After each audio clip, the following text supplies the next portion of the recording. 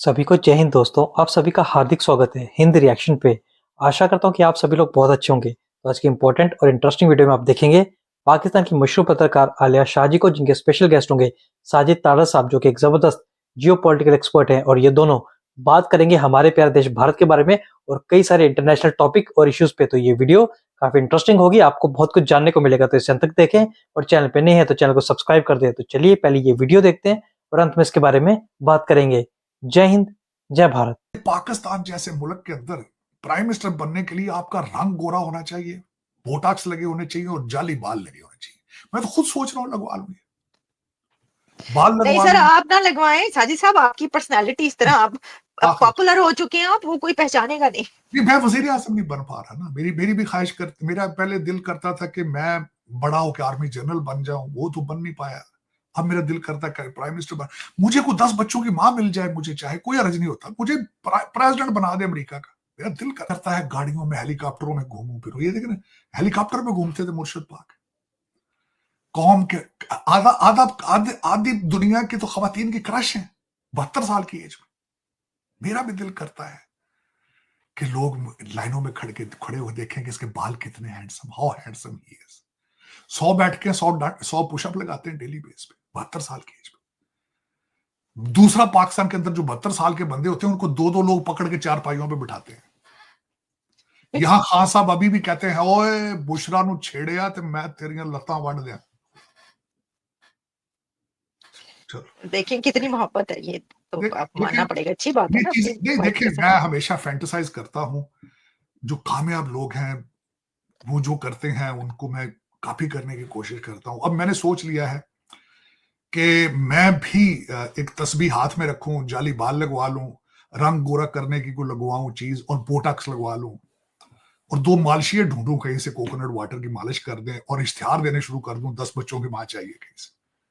ये तो पसंद अपनी अपनी, नसीब अपना अपना है सर, आदमी। आपने घर भी जाना है, ना करें ऐसी बातें। हाँ, ये है बात। लेकिन हाँ, मुझे बच्चों से अपने से बहुत प्यार है।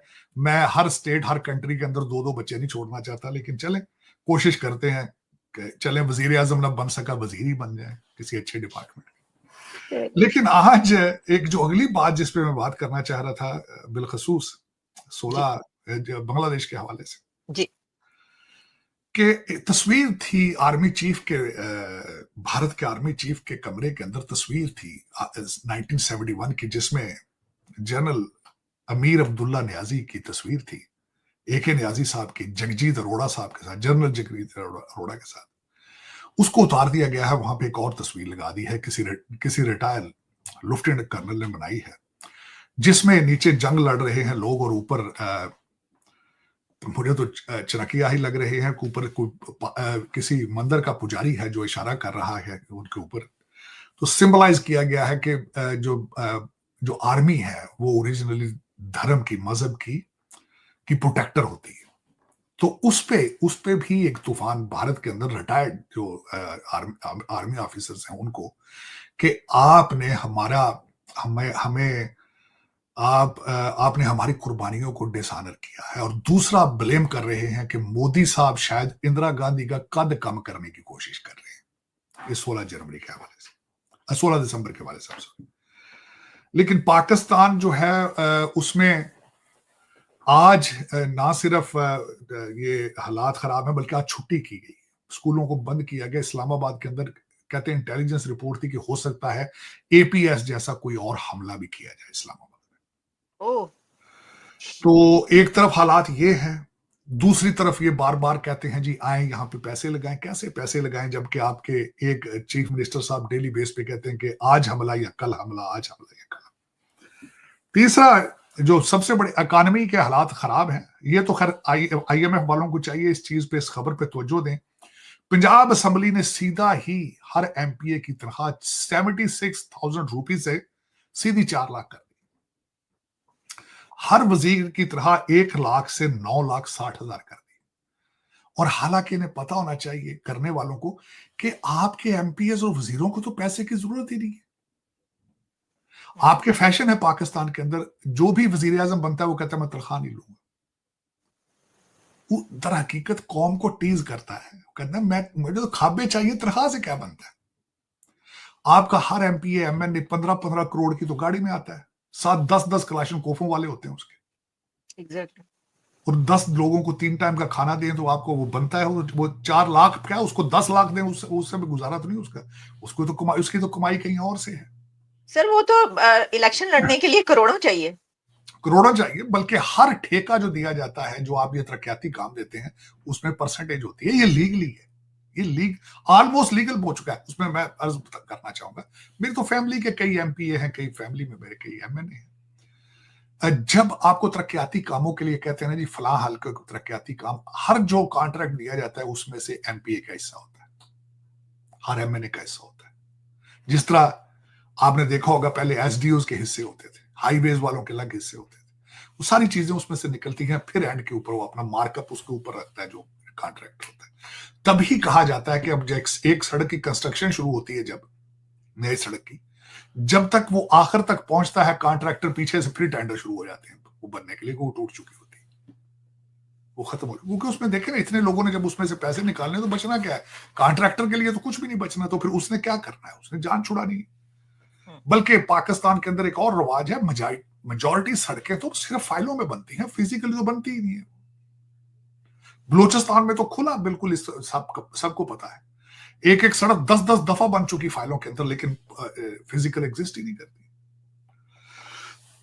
लेकिन उसके बाद एक जो सबसे बड़ी जो बात आज मैं करना चाह रहा था, आज मुझे इत्तेफाक हुआ, पूरी दुनिया के बारे में देखने को इत्तेफाक हुआ था, और सबसे पहली जो खबर मेरे सामने से आई है वो कि जर्मनी के अंदर ओलाफ शोल्स के खिलाफ वोट ऑफ नो कॉन्फिडेंस आ गया। इससे पहले आपने मकरान का देखा होगा, फ्रांस के अंदर हालात खराब।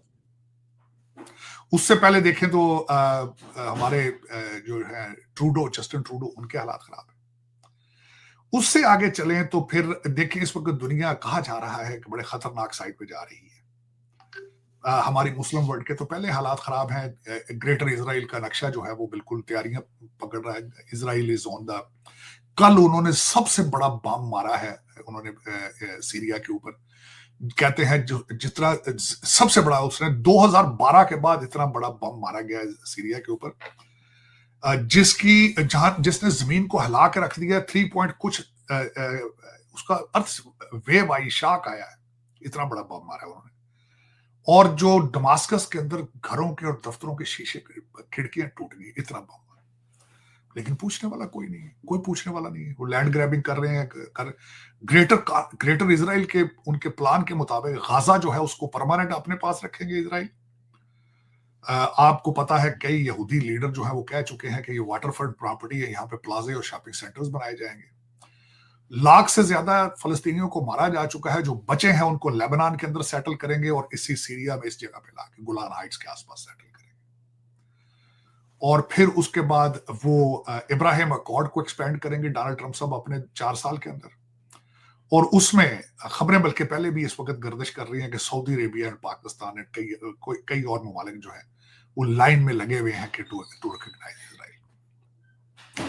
ग्रेटर इजराइल बनेगा, और दुनिया के अंदर एक नया रिकॉर्ड बनेगा कि 9 मिलियन के पॉपुलेशन का एक कंट्री जो है वो किस तरीके से 8.2 बिलियन जो पॉपुलेशन ऑफ द वर्ल्ड है उनको मैनिपुलेट कर रहा है, उनकी मर्जी के बगैर। किसी कंट्री, इस वक्त अमेरिका के अंदर भी किसी की जुर्रत नहीं कि इजराइल के खिलाफ बात कर ले। ये मिसाल बनेगी। मेरे जैसा बंदा कई दफा पूछते हैं, मैं कहता हूं हर कंट्री के अंदर, हर यूनिवर्सिटी के अंदर इजराइल के ऊपर पीएचडी होनी चाहिए, रिसर्च होनी चाहिए कि किस तरह एक छोटा सा कंट्री है और आईटी का हर स्टार्टअप वहां से शुरू होता है। मेडिसिन की सारी किताबें 18वीं सदी से लेकर आज तक सारी जूइश राइटर्स की हैं, साइंटिस्ट की।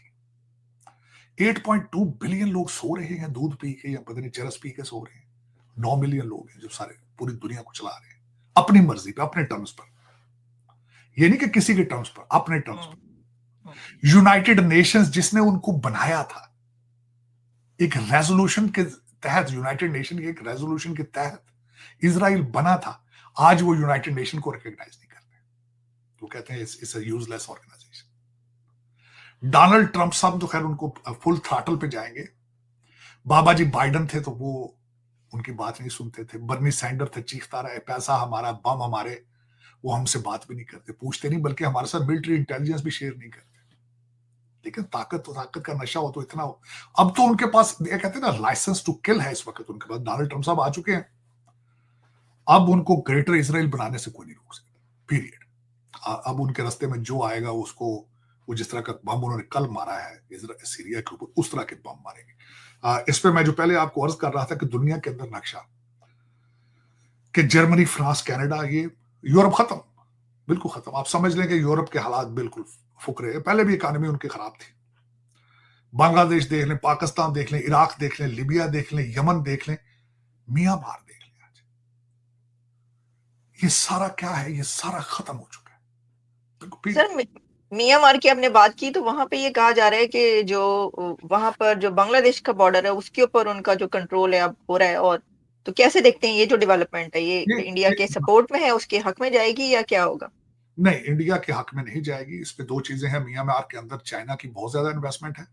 और आज मैंने ये फिगर आउट किया है, कुछ यहाँ पे न्यूज़पेपर्स के अंदर खबर आई है कि चाइना भी जिस तरीके से ब्लैक वाटर बनाई गई थी अमेरिका ने प्राइवेट, और दूसरी जो रशिया ने बनाई थी अपनी फोर्स प्राइवेट, उन्होंने आर्मी बनाई थी, चाइना भी अपनी प्राइवेट आर्मी बनाने लगा। और सबसे पहला तजर्बा वो म्यांमार के अंदर करेंगे, वो दूसरा तजर्बा फिर पाकिस्तान में होगा। अच्छा, हाँ जी, वहां प्राइवेट आर्मी आएगी। उन्होंने बेजार हैं क्योंकि प्रोजेक्ट पैसे लगाते हैं, प्रोजेक्ट उनके होते हैं, और जो लोकल होते हैं हुंटाज या लोकल जो होते हैं वो उनको प्रोटेक्ट ही नहीं कर सकते। आज मैं एक जर्नलिस्ट जो अभी रिसेंटली चाइना से आए हैं, वहां पे एक कॉन्फ्रेंस एक अटेंड करके वो वापस आके बता रहे थे, वो कहते हैं चाइनीज बहुत अपसेट है। वो कहते हैं हम हमारा प्रोजेक्ट्स अफ्रीका में भी हैं, यूरोप में भी हैं, अमेरिका में भी हैं, लेकिन किसी कंट्री के अंदर हमारे सिटीजन, हमारे वर्कर्स को चुन चुन के मारा नहीं जाता सिवाय पाकिस्तान के। आप देख लें, बिल्कुल बैठे। तो उनके पास कौन सा चॉइस है? आपने वादा किया था हम एक आर्मी का ब्रिगेड बनाएंगे आपके प्रोटेक्शन के लिए, बनाया आपने, लेकिन आप उनको प्रोटेक्ट नहीं कर पाए। अब आपके पास सिर्फ यही चॉइस है कि भाई आप ये सी पैक की सड़कें उखाड़ें और वापस ले जाएं। वो किस तरह उखाड़ेंगे? आपने तो ट्रैप कर लिया उनको, आपने तो उसके पिज्जे खरीद लिए, जो पैसे थे वो सारे जो आपके सी पैक के थे। आप तो उस पे आपने तो पापा जान पिज्जे खरीदे और पता नहीं क्या क्या खरीद लिया आपने उनके पैसों से, आपने ट्रैप किया उनको। अच्छा, अब वो अपनी प्राइवेट आर्मी को, मर्सनरीज को लेकर आएंगे पाकिस्तान में, म्यांमार में, तो फिर भारत के लिए लड्डू थोड़ी लेकर आएंगे वो तो आएंगे, वो अपनी मर्जी करेंगे। तो दर हकीकत मैंने कहा था कि साजिद साहब, जब उनकी चाइना की ये प्राइवेट आर्मी वहां पे जा रही है, तो वहां की असली आर्मी का क्या बनेगा? असली आर्मी इस काबिल होती तो म्यांमार में प्रोटेक्ट कर लेती ना प्रोजेक्ट्स को। देखे ना, असली आर्मी अगर काम कर रही होती। नहीं सर, मैं पाकिस्तान की बात कर रही हूँ। तो पाकिस्तान की आर्मी भी देखे ना, या तो प्रोटेक्ट कर। देखे केपीके के अंदर क्या हो रहा है इस वक्त, टीटीपी फिर रही है झंडे लगाकर अपने, या तो उनको रोक ले। अपनी आर्मी से तो अडयाला जेल मैनेज नहीं हो पा रही है, आप कह रही हैं कि वो ये करें वो करें। वो नहीं करेंगे आपके, वो आएंगे तो अपनी आर्मी लेकर आएंगे साथ। अब प्राइवेट आर्मी वो बना रहे हैं उन्होंने, बिल्कुल जिस तरह वैगनर ग्रुप था रशिया का, जिस तरह का ब्लैक वाटर अमेरिका का, वो भी अपने बनाएंगे। वो ब्लैक वाटर आपको पता ही है, अफगानिस्तान के अंदर सारी गेम उनकी थी। बल्कि ब्लैक वाटर के जरिए उन्होंने तो अमेरिकन कौम को बेवकूफ बनाया। वो किस तरीके से कि आर्मी का जो भी बंदा मरता है, इन्हें रिपोर्ट करना पड़ता, बताना पड़ता था कि इतने लोग हमने अफगानिस्तान में मारे जा चुके हैं। जब कॉन्ट्रैक्ट, इनको कहते हैं कॉन्ट्रैक्टर, ब्लैक वाटर वालों को जितने मर्जी मर जाए बताने की जरूरत ही नहीं कौम को। ये तो एक मैनिपुलेट करना। और जब फिर अपनी आर्मी से ही भर्ती करते हैं, अपने सोल्जर को देंगे 25,000 20,000, उसी को कहेंगे तुम इसको छोड़ के ब्लैक वाटर में आओ, हम तुम्हें 70,000 देंगे। तो इसी तरीके से वो भी करेंगे, वो लेंगे आर्मी से सारे अपने लोगों को, चाइनीज, लेकिन उनको लेकर जाएंगे। वो जिस तरह पाकिस्तान में आर्मी को क्या, हमारी आर्मी को क्या एतराज है कि जी वो हम आपकी आर्मी को नहीं आने देंगे। वो कहेंगे आर्मी है ही नहीं, ये तो हमारे वर्करों की प्राइवेट सिक्योरिटी कंपनी है। यूनिफॉर्म को और चेंज कर देंगे, नाम उसका को और रख देंगे, जिस तरह वैगनर ग्रुप ने रखा हुआ था।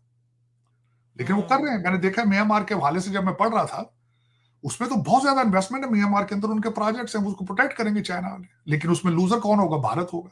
उनके नेक पे आगे ब्रीथ करेंगे। दोस्तों, आशा करता हूँ कि वीडियो को आपने अंत तक देखा होगा और आलिया शाह जी और साजिद तारड़ साहब का पूरा डिस्कशन आपको काफी पसंद आया होगा और इस वीडियो में आपको बहुत कुछ जानने को मिला होगा। तो ये वीडियो अगर आपको अच्छी लगी है, इसे लाइक और शेयर जरूर कर दें और अपने विचार हमें कमेंट सेक्शन में लिखकर जरूर बताएं। और एक बार फिर चैनल पे नहीं है तो चैनल को सब्सक्राइब कर दें। तो चलिए फिर मिलेंगे ऐसी किसी जबरदस्त और दमदार वीडियो में, तब तक अपना ध्यान रखिए। जय हिंद, जय भारत।